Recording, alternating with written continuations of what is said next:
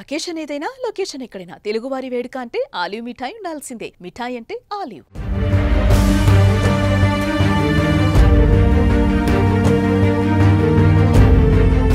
ప్రకృతి ప్రేమికుడు పద్మశ్రీ పురస్కార గ్రహీత వనజీవి రామయ్యగా పిలిచే దరిపల్లి రామయ్య కన్నుమూశారు. వనజీవి రామయ్య గత కొంతకాలంగా అనారోగ్యంతో బాధపడుతున్నారు.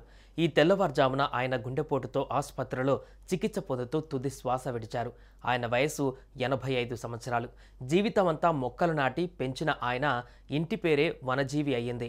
రామయ్య స్వగ్రామం ఖమ్మం జిల్లాలోని రెడ్డిపల్లి. 1 కోటికి పైగా మొక్కలు నాటిన రామయ్య సరికొత్త రికార్డు సృష్టించారు. 2017లో రామయ్యను భారత ప్రభుత్వం పద్మశ్రీ పురస్కారంతో గౌరవించింది.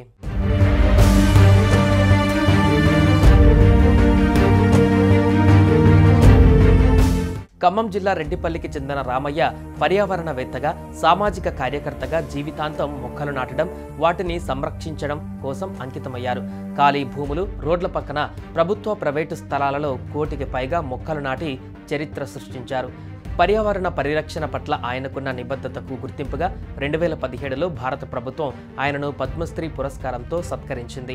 ఆయన జీవిత కథ పర్యావరణ పరిరక్షణ సందేశంగా పాఠశాల పాఠ్యాంశాలలోనూ చేర్చారు. మొక్కలపై ఆయనకు ఎంత ప్రేమ అంటే 2022లో ఆయనకు యాక్సిడెంట్ జరిగింది. రామయ్య ఖమ్మం జిల్లాలోని రెడ్డిపల్లి గ్రామం వద్ద రోడ్డు ప్రమాదానికి గురయ్యారు. ఉదయం పూట ఆయన తన ఇంటి దగ్గర మొక్కలను నీరు పోయడానికి 2 వీలర్పై బయలుదేరగా వెనక నుంచి ఓ DCM వాహనం ఆయన బండిని ఢీకొట్టింది. ఈ ప్రమాదంలో ఆయన గాయపడ్డారు. కాలు, తలకు తీవ్ర గాయాలయ్యాయి. స్థానికులు ఆయన్ని వెంటనే ఖమ్మంలోని ఒక ప్రైవేట్ ఆసుపత్రికి తరలించారు. అయితే తనకు యాక్సిడెంట్ చేసిన డ్రైవర్కు అరుదైన శిక్ష విధించారు రామయ్య. పోలీస్ స్టేషన్లో కేసు వద్దని బదులుగా అతడిచే 100 మొక్కలు నాటించి వాటిని సంరక్షించేలా చూడాలన్నారు. అలా తనకు యాక్సిడెంట్ చేసిన వ్యక్తిని క్షమించడంతో పాటు మొక్కలపై తనకున్న ప్రేమను మరోసారి చాటుకున్నారు.